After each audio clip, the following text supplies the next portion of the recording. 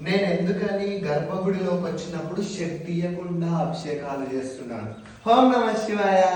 అయితే నేను శుభాలయంకి వెళ్ళినప్పుడు షర్ట్ ఎందుకు తీయను అనే దానికంటే ముందు అసలు గర్భగుడిలలో పూజలు చేసేటప్పుడు షర్ట్స్ ఎందుకు తీస్తారో మీకు తెలుసా?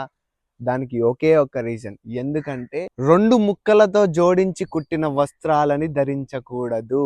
ప్లెయిన్ వస్తువులు ధరించొచ్చు. లైక్ లుంగీ ఎందుకు కట్టుకుంటారంటే అది ఒకటే ప్లెయిన్ క్లాత్ ఉంటది. అది అల్లిందై ఉంటది. కుట్టింది కాదు కదా లుంగీ.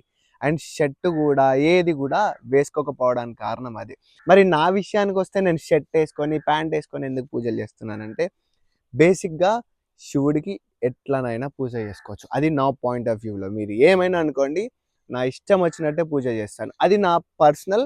నేను ఇష్టంగా ప్యాంట్ ఏసుకున్నానా, షర్ట్ ఏసుకున్నానా అని ఆలోచించకుండా ప్రేమతోని ఎవ్రీడే ఒక్క చుక్క నీళ్ళైనా ఆ శివలింగం పైన వేయాలనే కాన్సెప్ట్‌తో అది నా మైండ్‌లో గట్టిగా సేవ్ చేసుకొని అట్లా వేస్తే గానీ నాకు మనశ్శాంతిగా ఉంటలేదు. సో, నేను ప్యాంట్ ఏసుకున్నానా, లుంగీ కట్టుకున్నానా ఇవేవి నాకు మ్యాటరే కాదు. ఇష్టపూర్వకంగా చేస్తున్నాను.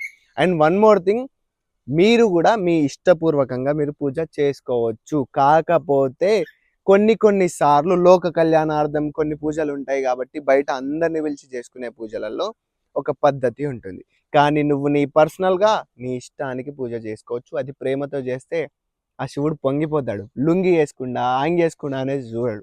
ఓం నమః శివాయ.